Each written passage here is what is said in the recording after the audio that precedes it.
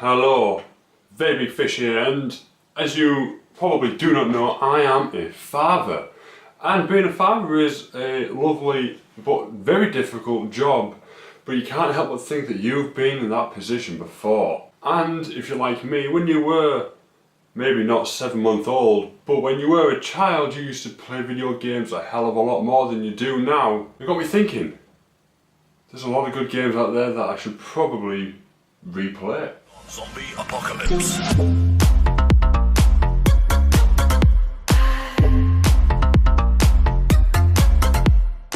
Hello, this is the Very Big Fish here, and welcome to my top 7 most nostalgic games that you should definitely play.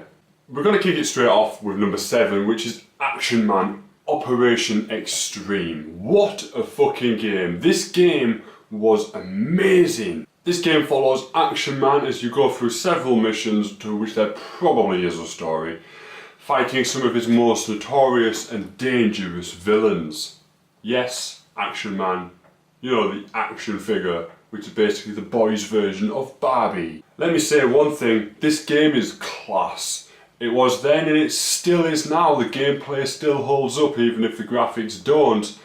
And it still does challenge you just enough to be enjoyable, if you know what I mean. You'll probably struggle to get it now on a PlayStation 1 console, but if you are a little tech savvy, you could probably get it on a ROM somewhere for an emulator, but you didn't hear that from me.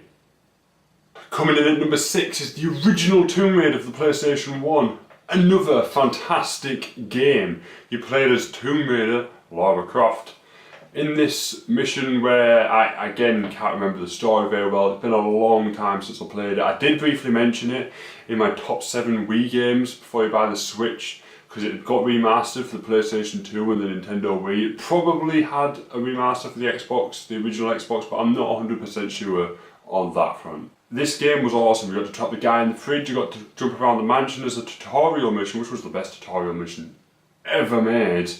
And I know what all you pervy kids were like, trying to find those nude cheat codes for Tomb Raider. Subscribe and you might get some. I'm joking, by the way.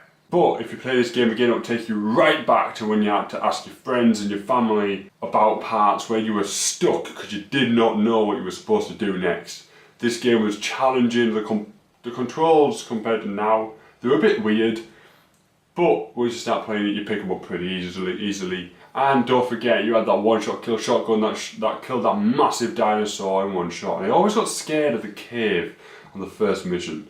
I think it's because you saw a guy get savaged by wolves and then they run into that cave. It might be that part. That might be why I was scared of that cave at the beginning. But hey, it's still a really good game. Coming in at number 5 is possibly the most iconic portable game ever. Pokemon. Red, Blue and Yellow. What fucking... These games were the shit. Anyone had these games on PlayStation, on Game Boy Color. And we all only had that one friend who had a trading cable. We only had one friend who had that. And he would never use it because he could never find it. But he always had one. He just didn't know where it was. In these games you played as Red, or Arsehead as me and my friends used to call him, or Fuck Dick, or anything that you could think of to call your character. Everyone had stupid names. Especially fucking Dickhead, who you'd call your cousin or whatever he is. Your rival. Yeah, so you followed your character as you fought your way with your enslaved animals, battling to the death to be the Pokemon Master of the Pokemon League and catch them all. Imprison all the monsters, all the animals, getting your fucking balls, you dickheads! Rolling in at number 4, Power Rangers Lightspeed Rescue. This has got to be one of my favourite PlayStation games of all time. Power Rangers Lightspeed Rescue, you could play as any of the Power Rangers apart from the Titanium Ranger, who you unlocked after your first playthrough, but if you got it on emulator you couldn't finish the last level because there was some sort of bug where one of the platforms was supposed to move and it fucking didn't. But this game was class, and this game introduced me to co-op, where you could play missions with your friends. What? It wasn't split screen, And you could only go so far apart from each other, but it was fantastic. I mean, you'd always argue who was the Red Ranger. I mean, come on, who wants to be pink or yellow or blue? It may have only had 7 missions, but they were really fun missions, and in some missions you even got to play as the Megazord. I don't actually know what the Megazord was called in Lightspeed Rescue, the series, but it was fucking cool. Part of it was a fucking train. Driving in at number 3 is Colin McRae Rally, the original Colin McRae Rally, on the PlayStation 1. This game was fantastic. It had every kid's favourite dream car in there, the blue Subaru Impreza. What a car, what a game. The controls were easy. This was back in the day when X was go and R2 was fuck all. But this game had it all. Had loads of tracks. It had that guy that was like, hard turn right, medium turn left, straight ahead over the bridge. That guy. This game introduced me to car games and it was fucking fantastic. It was the first car game I ever owned. And I remember playing it with my friends, trying to beat the times that we got or finish the actual race without crashing. We could never figure out how to go 2-player though.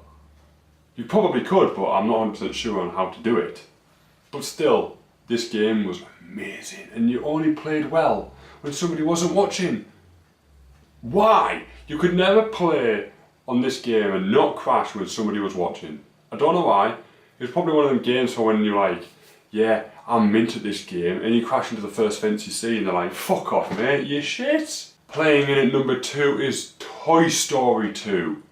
The game where you played as Buzz Lightyear. This is the first game that introduced me to playing games on the PC. This game was class. I never got past the first level, so I don't really know what the story was, if there was one. But you played as Buzz Lightyear fighting evil toys and a robot on a bed. Wow, it was awesome. I mean, you had Buzz Lightyear's abilities were actually abilities, like his laser beam was actually a laser beam and he could almost fly. He had proper power, he could spin around really fast. It was a really good game. I definitely do recommend it if you haven't played it, but if you have played it when you were a kid, go back to that game because it really is the game you remember. It's not one of these games where you think, oh, that game was mint, you go back and play it and it was an absolute massive crock of shit. No, it's not one of them. This game is a fucking good game now, it was then, and the graphics are even pretty decent as well. Definitely check it out. Coming in at number 1 is Disney's Hercules. Now this game is my all-time favourite PlayStation 1 game ever made, period. This game follows the Hercules film to the T, using clips from the film as cutscenes now. Can you remember when that was a thing? That obviously doesn't get done now, but it used to, and it was amazing at the time. It was basically a side-scrolling 2D beat 'em up. You could go forwards and backwards, but only on certain parts of the level. It was amazing, and you fought all the main enemies in the film, even the ones that were just in like clips. So they're in the film, they're like, bless my soul, Hook was on a roll, person of the week in every week opinion poll. That scene, that song where you kind of like stacks all the bad guys up on top of each other, you fight them bad guys. Medusa is a bit of a pain in the arse. The Hydra is by far my favourite level. As a kid, and I could never complete this game because I never had a memory card, so every time I played it I had to start from the beginning, but I would always beg to play this game. I'd be, oh man, oh dad please, let me go on my PlayStation, I want to go on Hercules, please. This game was fucking fantastic. Back in the day when movie adaptations like to games were actually decent. You had your normal sword, you had a lightning sword where you shoot fucking lightning out your fingers, you had a swooshy sword where you spun around and it would create like a shock wave and would kill bad guys, you fought skeletons, fucking weird metal birds. This game was the shit, and that's why it's at number 1. So yeah, that's my top 7 most nostalgic games of my life that I think you should definitely play. If you haven't played them, pick them up, download them, whatever. If you have played them, I fucking salute you. I don't know what this was. I salute you. Fucking play these games. And if you've enjoyed this video and you want to see more, Subscribe, I upload videos every Monday to Friday. I did miss Tuesday this week, but we've been having a little bit of issues and trying to organise a christening, and I'm working 5 days a week at the same time. It's very difficult, but I upload top 7s every Wednesday without fail. So far anyway, this is the third one. Last week I did the Wii games you should buy and play, and DS games a week before that. And you can also follow me on Twitter at TheVeryBigFish. I think we're on nearly 120 subscribers, 130 followers, sorry, around there. Please check me out on there and support me that way. I update you on all sorts of different things, like when I get a new pop vinyl, I'll tweet it and show you what pop vinyl I've got. Also, there's a link in the description for my Geek Box. It's the monthly subscription box that I do unboxing videos of every month. There's a link in the description if you want to subscribe to that. Your first month is, I think it's like £5 cheaper, I think, something like that. It's a little bit cheaper anyway, and it helps me out a lot. So yeah, this has been The Very Big Fish. I'll see you when I see you, which will be next time. Bye bye.